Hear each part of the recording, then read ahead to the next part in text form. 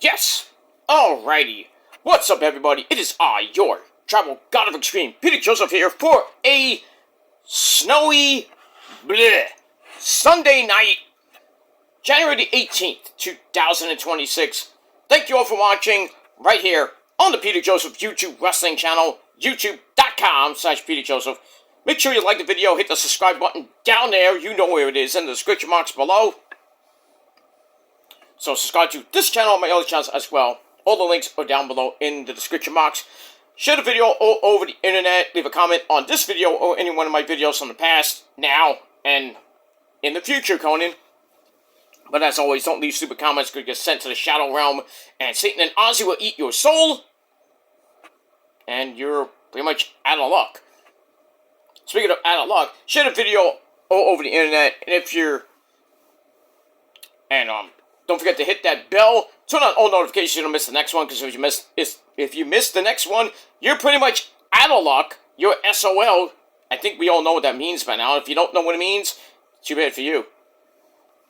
And that's that. So like, share, subscribe, do all the good shit. And that's it. And if you're brand new here, well, welcome to the party, pal. We hope you enjoy the ride. Sit back, relax, grab that nice, tasty, cold one, and enjoy the show. If you like it, great. You know, well, too bad. That's that. Alright, ladies and gentlemen, on this Sunday night, January the 18th, 2026, like I said, I hope you had a great day.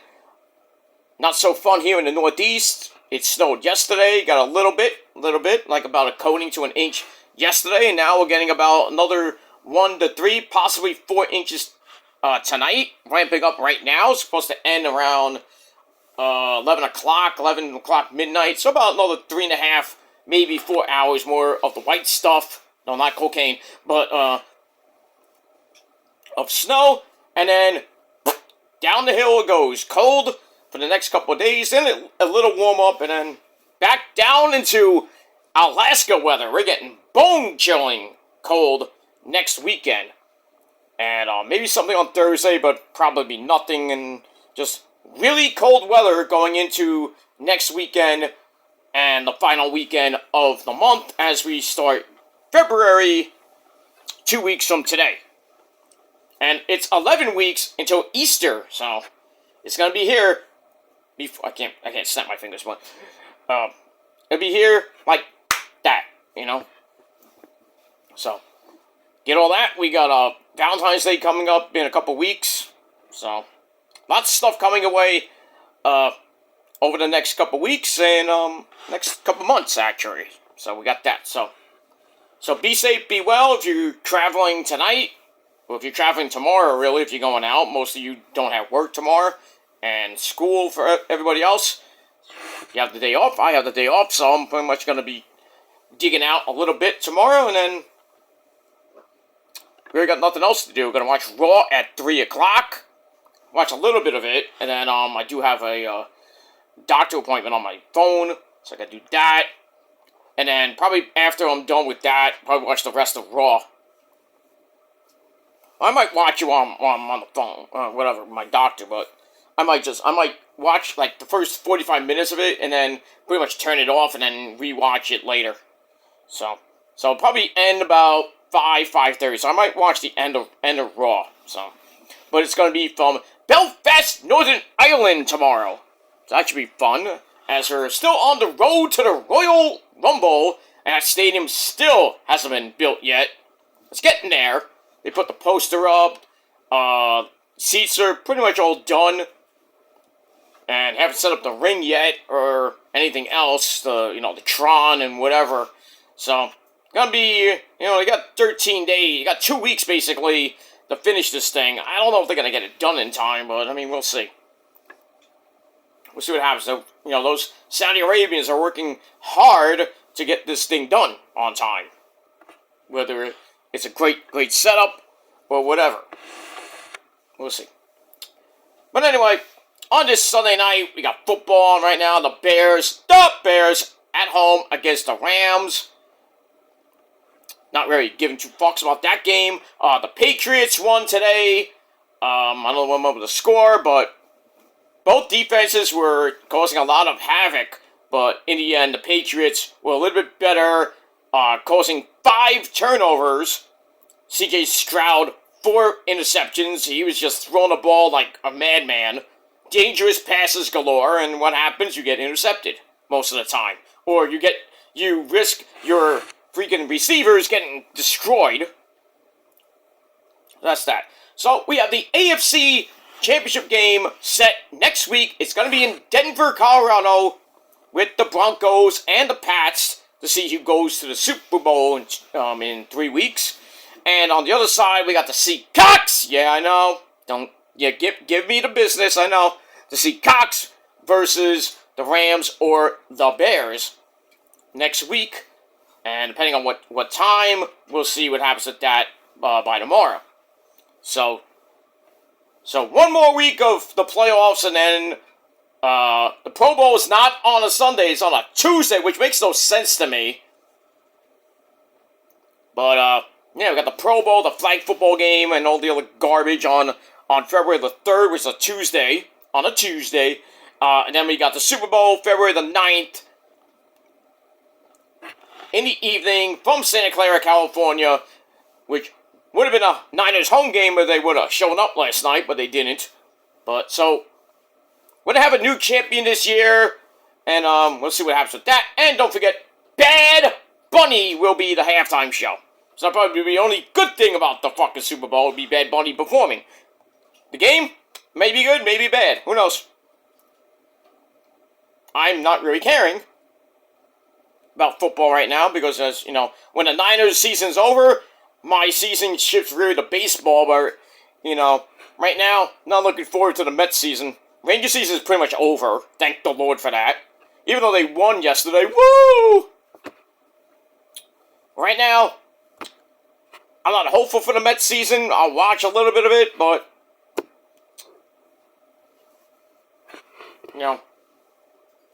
can't hope for the Mets and Yankees. I don't know either.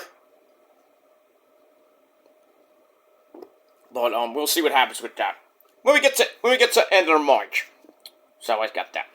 All right, ladies and gentlemen, after 7 minutes of spiel, it's time to get to the video. It is time for your late and out of date TNA Genesis review. All right, pay-per-view from last night. The first pay-per-view of the year was way better than the AMC premiere on Thursday night. This was really good. Not great, but good. Because when you have your first pay-per-view of the year, you want to come out with a good old-fashioned Gilmore-sized gilly cutter. Bang! And, Carlos Silva put his healing touches on this pay-per-view, and I thought it came out pretty damn good. And, we get all that. So, we move on. Alright, so we are from, once again, Dallas, Texas, even though it's Garland, Texas, at the Culver Color Center, whatever it's called. Yeah, so we're ready to go. Alright, so on the pre-show, which I did not watch, with an Intercontinental title match, a fatal 4-way match, we had... How was that?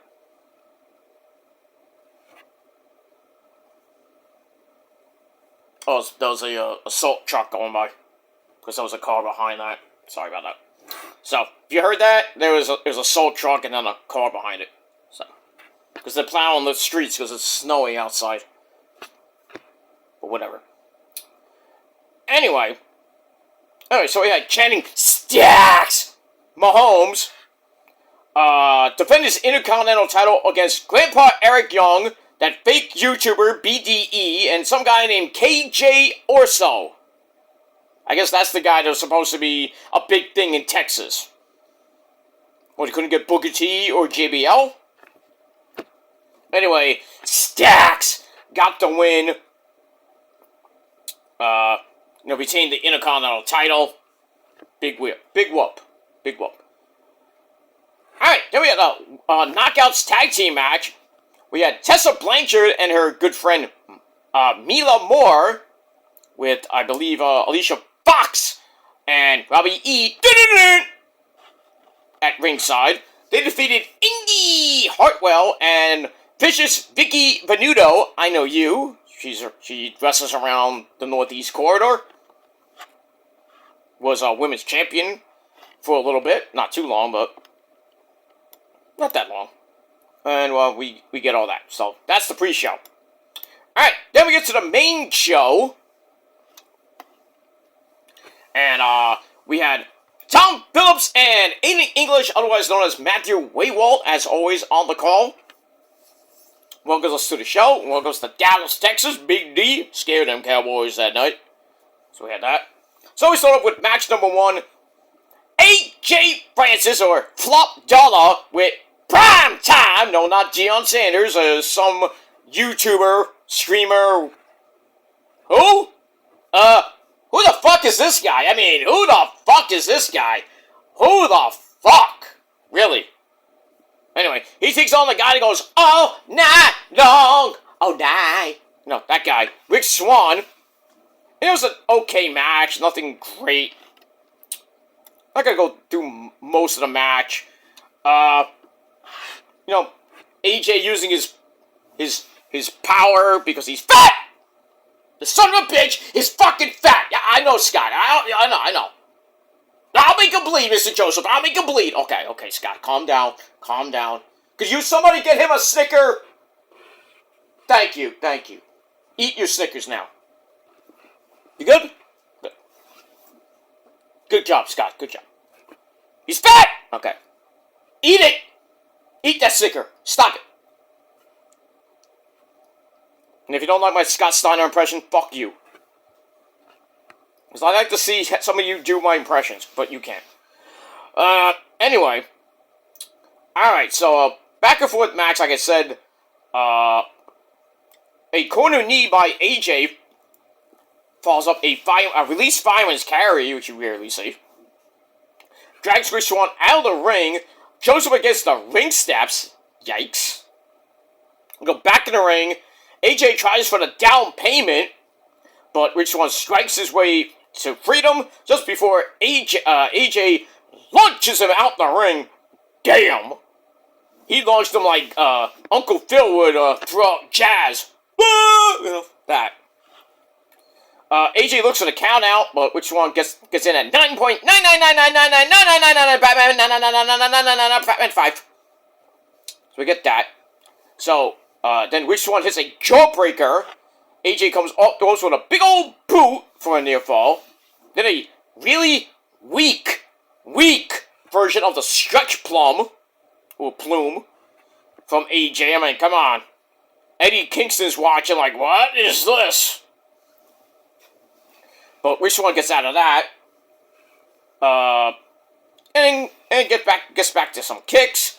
Step up back kick from Rich Swann. Then a lethal injection. I wonder who does that. Followed by a cartwheel moonsault. And a second rope 450 for a near fall.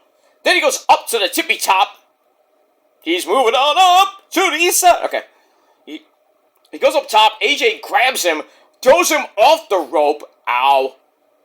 And now AJ heads up to the second rope. Rich Swann gets up. Tries to powerbomb him. That ain't gonna work.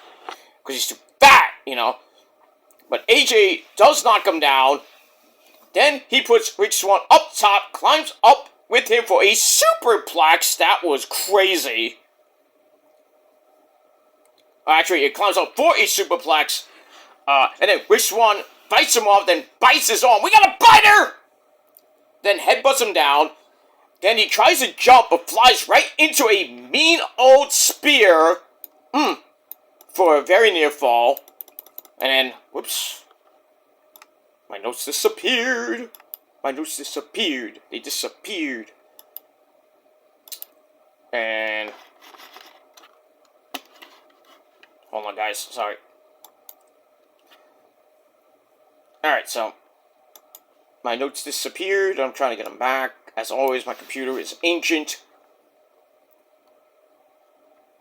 I went too far and now I can't get them back. I got them back, but I'm stuck on the Weather Channel! Alright, now we got it.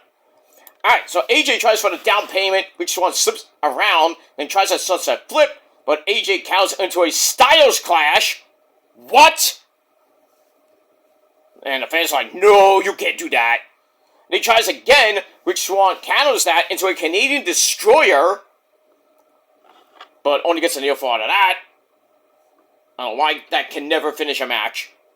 Anyway, so then he goes up top, and he hits the Eddie Guerrero. It's a frog splash. Did I like that one, Eddie? Eddie, did you like that? Eddie, what? Oh, did you like that? Oh, no, I didn't see it. Okay. Was it good? No, not as great as yours. Because nobody does it better than me. I see. Okay. Go back to dinner, whatever. I'm sorry I bothered you. It's okay, I was about to finish anyway. Okay. Remember to pay for the bill. No, China's paying this time. Okay. Sorry. Anyway. Alright, so he hits the frog splash. Still can't get the 3 count as AJ gets his foot on the rope to break up the pin. AJ with a reverse down payment. Damn. Then the real down payment. 1, 2, 3. AJ gets the win in under 12.5 minutes. Match was like this. Meh. So I gave it 2.5 out of 5 stars. And we're off for running on Genesis. Alright, we go to back with the lovely Gia Miller. She's with Mike Santana, wearing his war paint. And he's playing with the crowd. It says he had the fight of his life on Thursday, where he won back the TNA title from Kazarian. Now he has to have a rematch with him to keep the title, or have that in a Texas Death Match with our good buddy Nick Nemeth, the man that parked Issa's car perfectly. So Mike says, I live in the kind of pressure a death match brings. Sends his love to his family and friends, especially his lovely daughter. Says his catchphrases, and that's it. Okay, we move on. 2.5 out of 5 stars for that. Alright, then some suited goons try to attack Elijah. That didn't work before the match even started. So we get to match number 2. Elijah. What's up with Elijah? He's Mustafa Ali with the Puerto Rican princess herself, Tasha Steelz, and some suited goons, whoever they were, from Order 4. And it was a pretty back and forth match. Tasha got involved a little bit near the end of the match. Elijah hits the Highwayman's farewell, but Ali bridges out of the pin to avoid the 3 count. We got a nice spot, but a little bit awkward to have that, pull it off and then can't follow that up. But anyway, so Kawada kicks from Elijah, corner chops, puts Ali on the top rope, climbs up with him, and he wants an avalanche Highwayman's farewell. But then the goons help him while the referee is distracted by Tasha Steelz. Ali with a drop kick to Elijah. He's still standing on the top rope. I don't know how that happens. But then he tries a follow-up, but Elijah counters with a sky high for a near fall. Almost like a D'Lo Brown move. Look at the 3 of you now! That guy. But one of his, I guess it's near fall, but one of his goons pulls out the referee. And then the referee's like, alright, that's it. You, and you, out! Kicks him out, and then, kicks out the goons. Tasha's still there. She goes in the ring, tries a guitar shot, but Elijah defended it. And then Ali cracks Elijah across the back with the guitar. Ow. 1, 2, 3. Gets the pin. 1, 2, 3. So Elijah gets the win. Ali gets the win over Elijah, thanks to Tasha Steelz. It was an match. 2.5 out of 5 stars, and that's it. Alright, match number 3, the final match for Fandango, or Johnny Curtis, JDC. He takes on Eddie Edwards with his hot wife, Alicia Edwards, at ringside. This was a pretty damn good match. Back and forth they went. We got a snap power slam from Johnny Curtis. Then he lays his own corner chops, I should say. He's chopping them down. An enziguri from Eddie climbs up top. with JDC for an Avalanche Hurricane Rana. Ouch. And then JDC comes back and hits a suicide dive on Eddie on the floor. Then some brawling at ringside. Both men get to land some strikes. JDC with a back suplex onto the apron. Ow! And then Eddie rams him into the ring post. Double ow.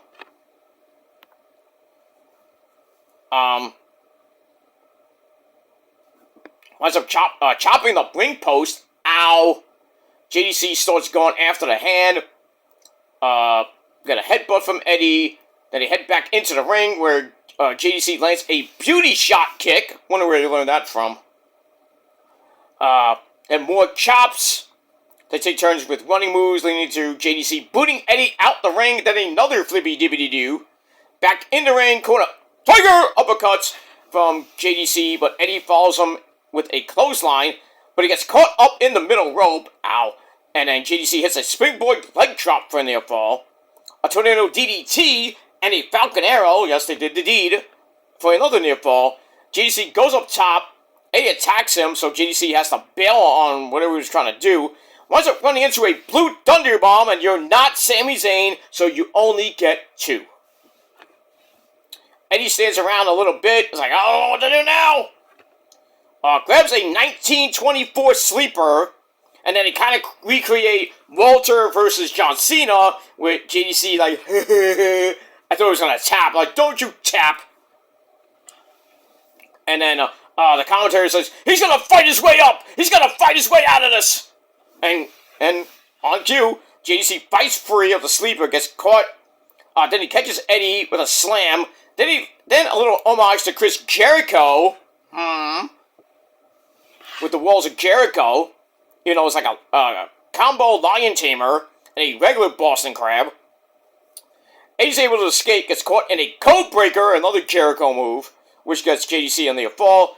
Then he puts Eddie up top, chops him a little bit, climbs up top looking for a superplex. Eddie fights him off with headbutts, but JDC hits a headbutt of his own, then hits an avalanche air raid crash. Then gets a very near fall. So now JDC looking for the win, goes up top for a down and dirty, missed it, no one in the pool for you, sir. And then Eddie hits the Boston Knee Party, but only gets a near fall out of that. Usually that wins him matches, and he has won him titles with that move. So he lines up another one, hits that, gets another near fall. Then they kind of have a conversation, it's like, alright, that's it, put me away, basically, that's what JDC said. Eddie hits a super kick, then a die-hard driver, his old finisher, followed by his now new finisher, the Boston Knee Party, for the third time. 1, 2, 3, Eddie Edwards gets the win in a little over 17 minutes. I thought it was a pretty good match. A little bit slow, but still decent, so 2.5 out of 5 stars for that, and that ends Fandango's career. Very somber, but good match, somber ending. The System come out, Moose, Brian Myers, what was this other damn group? I think it was Moose and Brian Myers. They come out, celebrate with JDC and Eddie and Alicia. Then a few other people come out on the entrance ramp to applaud him, kind of give him his flowers, per se. Then he makes the rounds at ringside, does a victory lap. Well, not a victory lap, goes around the ring, thanking fans, and he goes back in the ring for a final bow. You see that in Japan, mostly. And that's it. So, this Thursday, live on the program, we'll see him for the actual final time, where we get a new member of the System. Who is it going to be? I have no idea. Maybe he's tricking us. He's tricking us. I think JDC's like, I'm never gonna retire! You know, I'm never fucking leaving! You know, like the guy from Wolf on Wall Street. I'm never fucking leaving! So we get that. Alright, then we're gonna recap what happened on Impact between the Hardy Boys and the Righteous Vincent and Dutch. We see them padlock Jeff Hardy's earlobe Yee. And we got the tag team titles coming up in a little bit. Alright, match number 4, intergender match. We had Dolph Ziggler's little brother, Ryan Nemeth, who fears Marco's Pizza. I don't know why. He takes on Miss Jackson, if you're nasty, Mara Sade, who's going out with Kevin Knight from AEW. Speaking of that, AEW signed the Rascals earlier this week, but then I read today that Trey Miguel, bye-bye to you. So they signed him and then released him. I didn't get that. Why would you sign the entire Rascals and then get rid of one of them? So Trey Miguel, I don't know where he's going now. Maybe WWE land? Maybe back to TNA? I don't know. Maybe Japan? Or just sitting on his ass on his couch. I think that was a stupid idea by Tony Khan. You signed these guys in a, holy shit, he got them because their contract expired. And then they're signed, they're all elite. I think they had a promo or two. Well, we see them on this, we saw them on Collision. I'll get to that in a little bit. Not now, but maybe later. We see them on Collision, and then he's gone. So I'm like, why did you sign him in the first place? You signed the whole group, now what are you going to do? You have 3 people, that's fine. You could have Zachary Wentz, Myron Reed, and Wesley, or Desmond Xavier, I should say, as go for the Trios Championship on Ring of Honor and AEW, and then you could do something with the tag team division, you could do something in any other division, but, not having Trey Miguel kind of like, huh? Why did I sign him in the first place? I guess you didn't read the fine print. I don't know. Anyway. Alright, so Ryan takes on Mara Sade. Wasn't a great match, per se. Almost under 5.5 minutes. Back and forth they went. Ryan using his, his craziness. Mara Sade just strutting around, looking great. That's the assault truck going by.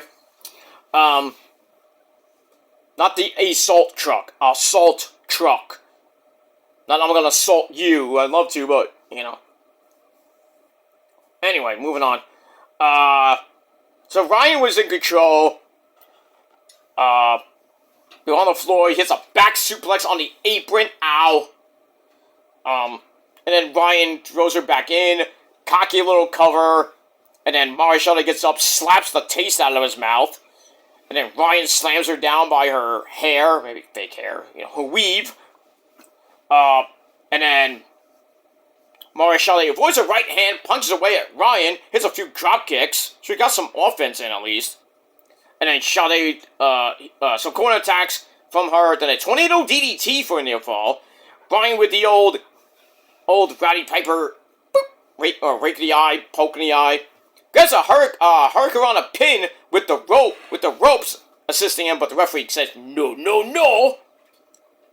And do that. Mara Sade comes back with a sling blade, climbs the ropes, but Ryan drop kicks her to the apron. And then another dirty pin with Ryan using the ropes for leverage. 1, 2, 3. Referee did not see that one. Where are you looking at, dude? Anyway, so Ryan gets the win. I kind of figured he was going to cheat, and I'm right. So, Ryan gets the win. Match was good. 2 out of 5 stars. Just bad. Bad. That's that.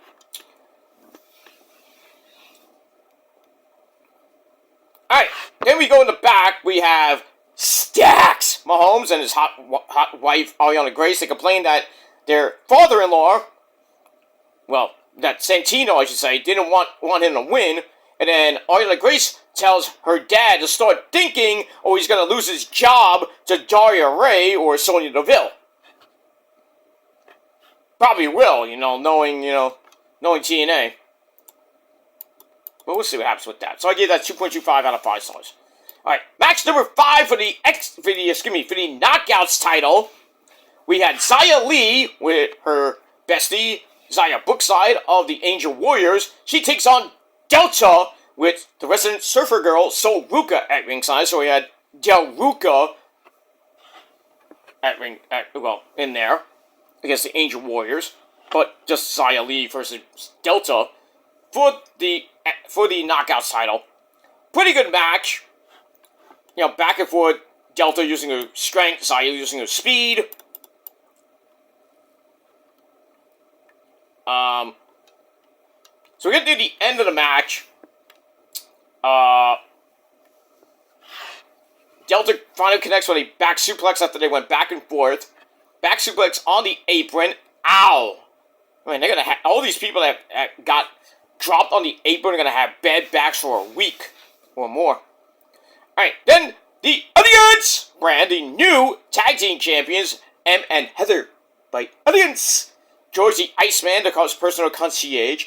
Ash by Alliance. She was there as well. And Mr. Alliance, or AZG. AZJ, I should say. They're all there on the ramp, looking things over. Maybe making things worse for the future. Whoever wins the match.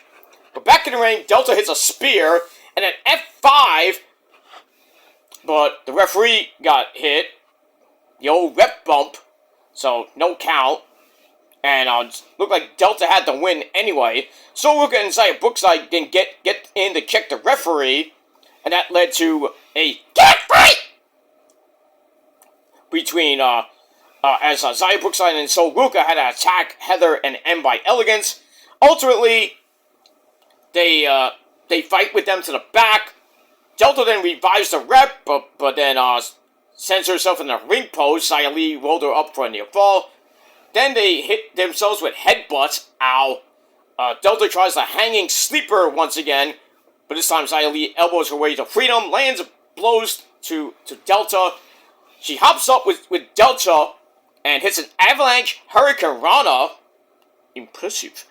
Then they back into each other, and Xia Li instigates a trade of strikes. They go back and forth with elbows a little bit. It felt like a hockey match rather than a wrestling match. Delta with a body kick, then tries the F5. Xia Li countered into a DDT, then hits the wheel kick or gas kick. And then the Warriors Way 1, 2, 3 to retain the Knockouts title. I knew she was gonna do it. There was a little bitty chance that Delta was gonna win and bring it back to NXT, but I think it's better that Xia Li held on to it. And we get that. Alright, so the match was alright. It was pretty good, actually. 3 out of 5 stars. After the match, we get sportsmanship! Yay! The Code of Honor. You'll love to see it. After Xia Li got the belt. And then Cora Jade, Elena Black, shows up. And he's like, I want the title. So, might be getting that. Maybe on the program, or maybe by the time we hit Sacrifice in a few weeks. That's on the 13th. That's on Friday the 13th, ladies and gentlemen. What a great day to have Sacrifice, you know. I'm going to offer a sacrifice to Jason. Hey, Jason, you want a sacrifice? Chop him up, you know. I don't even think he cares. Then we get that. Alright, then we get a generic Dolph Ziggler promo on the back about being the ref. Okay. Alright, then we get to match number 6 for the TNA Tag Team titles with the Hardy Boys. Broken Matt Hardy, yes! Wonderful! Did it! And Jeff Hardy, dude! Alright, they take on the Righteous Vincent and Dutch. They had a brawl before the bell sounded, with the Hardys getting the better of that.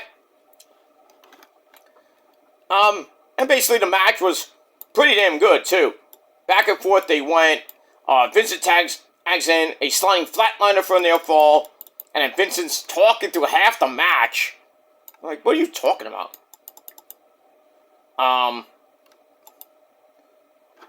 Stop. He's more talking from Vincent. Apologizes as well for, I guess, what he did with the family stuff. keeps hitting Matt along the way. Dutch tags back in, hits a clothesline. Then a headbutt from Dutch, then they're in the corner. Matt Hardy hits Dutch with a twist of fate for a double down. And then we got hot tags to Jeff. Gets to run wild on Vincent. And then does all his usual stuff. Then he hits puts on a weird submission hold. Dutch kicks out to break it up. Matt attacks Dutch for good measure, and Vincent blocks a twist of fate from Jeff, but Matt with a blind tag, they hit the plot twist. Vincent kicks out that too. And then Matt lines up a twist of fate on Vincent. Vincent avoids it, and then Dutch trips Matt, and then he tags in. Matt just hits him a bunch of times. Dutch hits the death walk, whatever that is. Which is basically a black hole slam up this. Vincent tags in. Dutch hits a twist of fate on Matt. Vincent falls on a swanton bomb. Jeff breaks up the pin. Even though there was no pin, he just broke it up anyway. Vincent rams Jeff into the ring post. Ow. Then back in the ring, him and Matt do a double clothesline spot as another double down. And then Dutch sees Jeff down, tries a senton from the apron. Jeff moved. No one in the pool for you, sir. And Dutch just got slammed on the floor. Splat. And then Matt and Vincent trade punches. Jeff gets to the corner. Vincent then avoids a twist of fate. Dutch gets on the mic. Well, actually, he doesn't get on the mic. Actually, he does get on the mic. And says, "This is exactly what we wanted. We want to hurt you." And the fans like, "Shut up!" So Matt just hits Vincent with a twist of fate. Tags in Jeff for the swanton bomb. 1, 2, 3 to retain the TNA tag team titles. Why would you go on the mic and say that shit? Why would you just... You kind of had the match in hand, at least. You're about to. And then you do that shit. So I'm thinking maybe the Righteous win a sacrifice. I don't know at this point. I thought it was a really kind of dumb way to lose. For the Righteous to lose that way.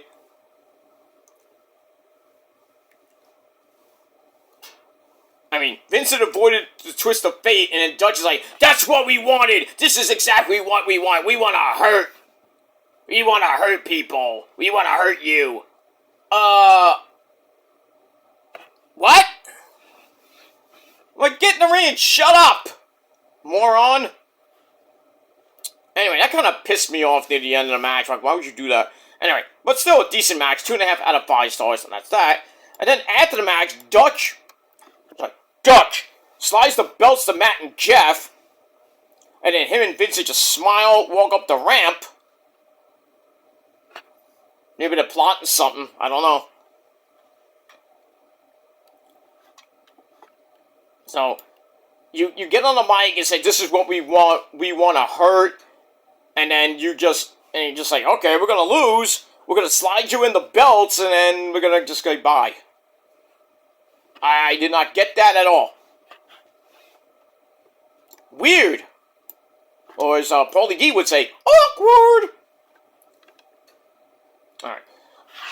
Alright, after that, I think commentary addressed the X Division champion Leon Slater, who was supposed to face Cedric Alexander, but because of visa problems, could not make it. So then we had Moose versus Cedric Alexander versus that guy named Joe Hendry made. We're going to highlight his match with Carmelo Hayes from SmackDown. That's nice. And then Leon, we got a video from Leon. He apologized for not being at the last couple of TNA events. Was out of his control. Everyone's control, basically. Why do we have visas anyway? Why do we have work visas? Just get the fuck over here already. Renew your passport. Whatever you gotta do. Fuck the visas. I'm not talking about the credit card. I'm talking about the visa if you're not from here, whatever it is. Dumb. But anyway. He thanks Joe Hendry for taking his spot. My my spot, dog spot, nigga spot, but my spot. And promises Moose and Cedric a shot at the belt when he returns. Maybe at Sacrifice, or maybe another triple threat match. We'll see. We'll see what happens with that. Alright, so 2.25 out of 5 stars for that. Match number 7, triple threat match. Alicia Edwards at ringside with Moose. That was a pretty good match. I'm not going to go through all of it, like I said. We're going to get to the end. Alexander chops Moose in the corner.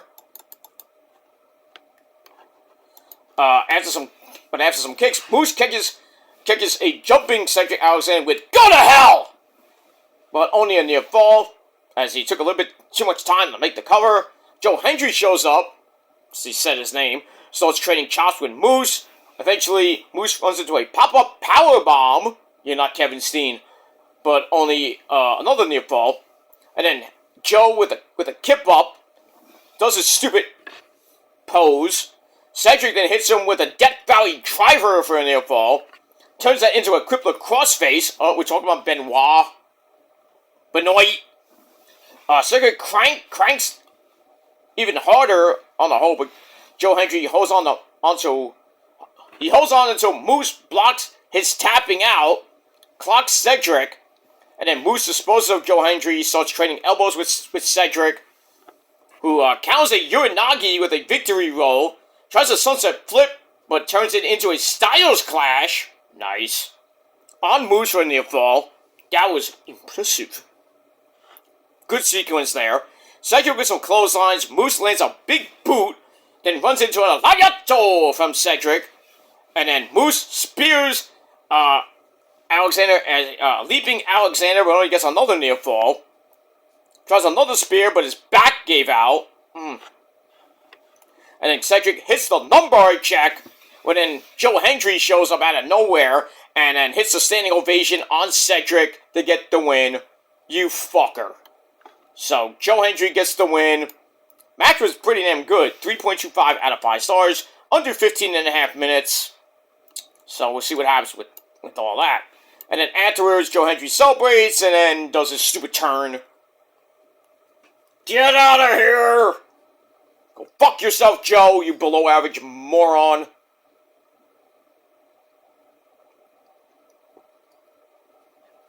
And that's that. Excuse me. Alright, after that, we get Santana.